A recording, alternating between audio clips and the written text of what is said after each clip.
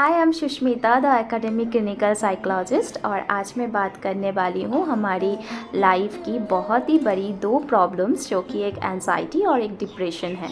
हम regular life में ही anxiety और डिप्रेशन के साथ बहुत ज़्यादा प्रॉब्लम में पड़ते हैं। तो यहाँ पे हम जानेंगे कि एंजाइटी है क्या और डिप्रेशंस हैं क्या और इससे हम लोग कैसे बाहर आ सकते हैं। एंजाइटी वो है जहाँ पे हमें एक स्ट्रेसफुल लाइफ के साथ रेगुलर डील करना पड़ता है और डिप्रेशंस वो है जहाँ पे हमारी थॉट्स, हमारी फीलिंग्स, हमारी एक्टिविटी बहुत ही ज़्यादा इम्पैक्ट होते हैं। हमारी इस डिप्रेशन और एंजाइटी से बाहर निकलने के लिए हमें सबसे पहले जो करना पड़ेगा हमारी सेल्फ़ मैनेजमेंट। ये सेल्फ़ मैनेजमेंट क्या है? सेल्फ़ मैनेजमेंट एक प्लानिंग है, एक प्लान है, पूरी डेली लाइफ की एक रूटीन है जहाँ पे हम सुबह से उठ के रात तक क्या क्या काम करेंगे ये एक लिस्ट होती है। तो चले अब जल्दी से आप लोग बना का एक लिस्ट जहाँ पे सुबह से शाम तक आप क्या क्या करेंगे वो सेट करके रखिए, जिसके वजह से आप उस काम में बिज़ी रहेंगे और अपने आप के अंदर की एंजाइटी को आप ओवरकम कर पाएंगे।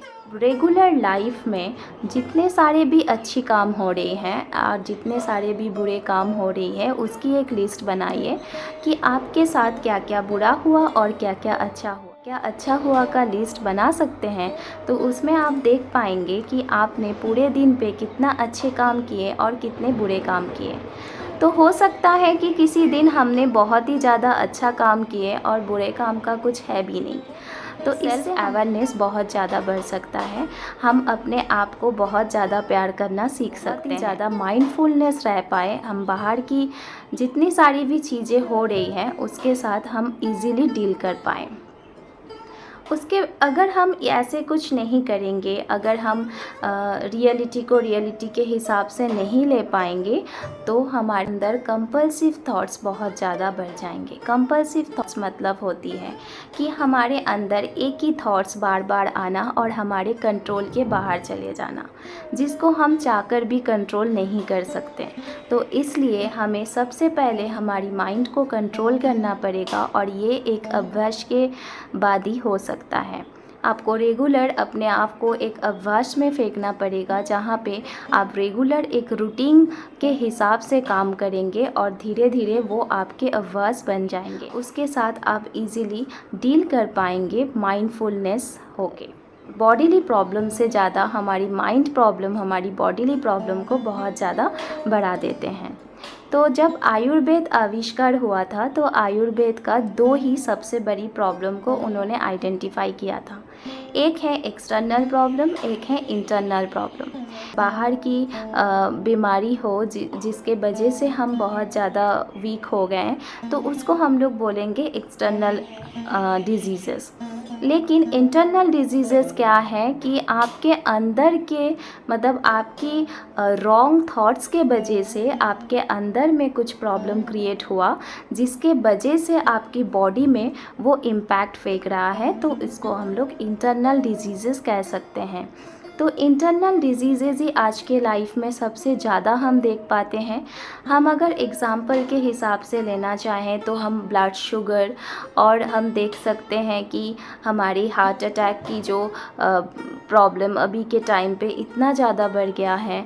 उसके बाद भी हमारी हार्मोनल चेंजेस की बहुत सारी एंजाइम चेंजेस और हमारी इवन हमारी किडनी इन्फेक्शंस, ये सब कुछ कहीं ना कहीं जाके हमारी माइंड प्रॉब्लम्स के साथ बहुत ज़्यादा रिलेटेड है।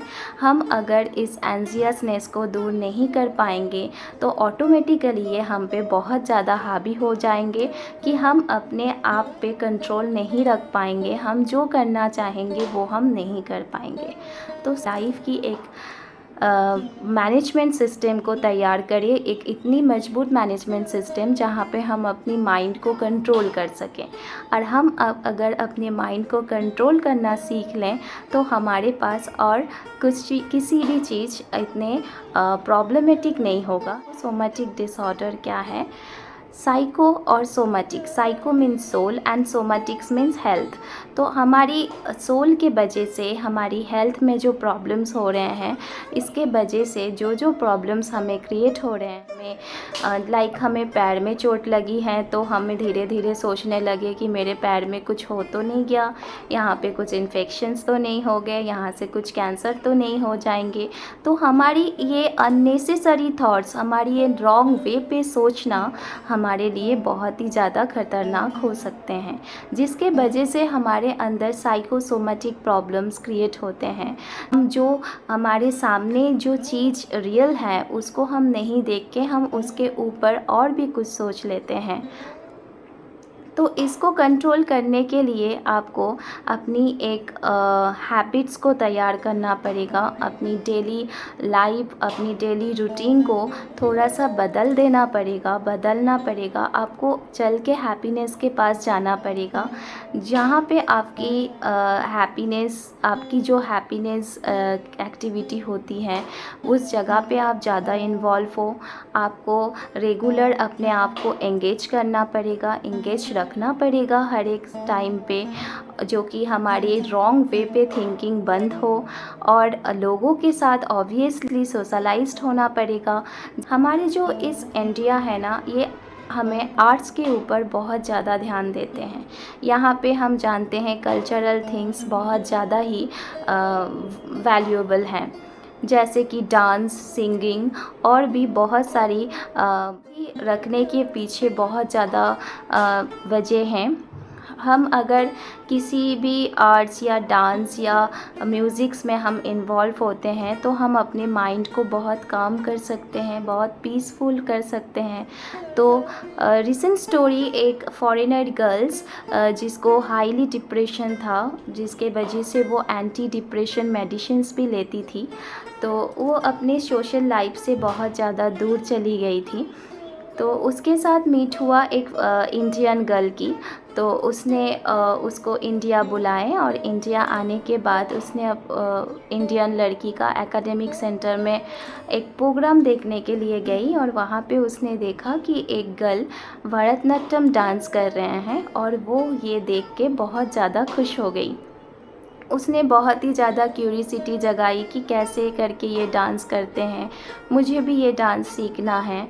तो उसने जब ये डांस में परफॉर्म करने लगी, धीरे धीरे ये डांस सीखने लगी, तो उसने देखा कि हाउ मैजिकल उसके अंदर की थॉट्स चेंज हो गई, कि उसने 3 महीने से जो एंटी डिप्रेशन मेडिसिन लेके भी सही नहीं कर पाई, वो डांस सीखने के बाद उसमें से धीरे धीरे एंजाइटी और डिप्रेशंस बहुत ज़्यादा दूर चली गई। एक्चुअली ये हो पाया इसीलिए कि उसके अंदर जब वो डांस करती थी तब वो भरतनाट्यम डांस परफॉर्मेंस करते हुए जब किसी को देख रही थी, तब उसको दुर्गा की मूर्ति और किसी गॉड की मूर्ति उसके सामने आ रहा था, जो कि एक पॉजिटिव वाइब्स दे रहे थे। उसके अंदर एक पॉजिटिव थॉट्स क्रिएट हो रहा था, जिसके वजह से वो धीरे धीरे नेगेटिव से दूर जा रही थी। अगर हमारे पास कोई काम नहीं है तो हम डायरी राइटिंग करेंगे।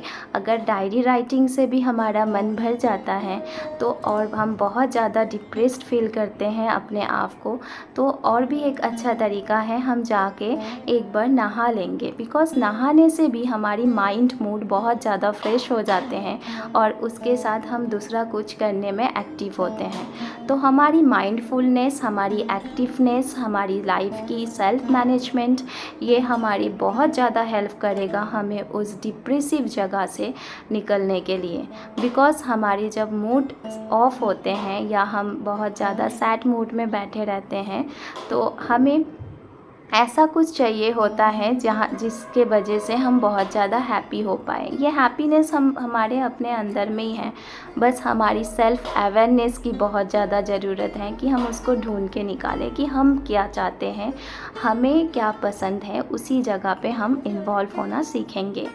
जितने भी बॉडी ऑर्गन हैं उसकी सबसे बड़े भगवान आप हो। अगर आप भगवान होके उस बॉडी सिस्टम को सही से नहीं चला पाएंगे तो कोई भी ऐसा नहीं है कि जो आपकी बॉडी सिस्टम को सही से चला पाए।